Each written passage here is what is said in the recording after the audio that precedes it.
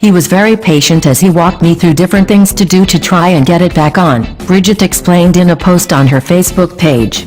When none of that worked, he said he needed to come to the house to fix it.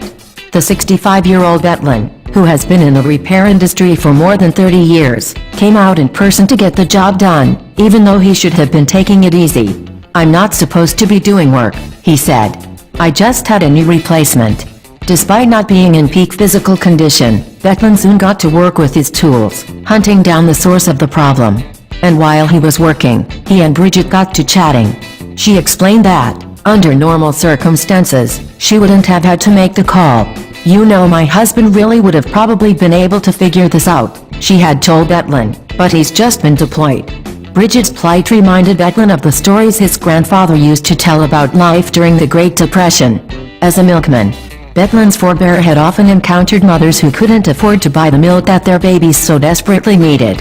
Believing in the importance of helping others, Betlyn's grandfather would leave the milk on the table free of charge. And, almost a century later, Betlyn decided to take a leaf out of his grandfather's book.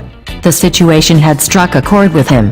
"When I heard about Bridget and her husband being deployed," he said, "I put the milk on the table." When Betlyn had finished fixing the furnace, he began to write out the bill on a slip of paper.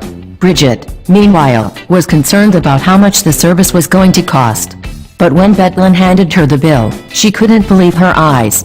The repairman had added a special deployment discount which brought the grand total to just $1. "I was completely overwhelmed and in shock when Paul handed me the slip," Bridget said.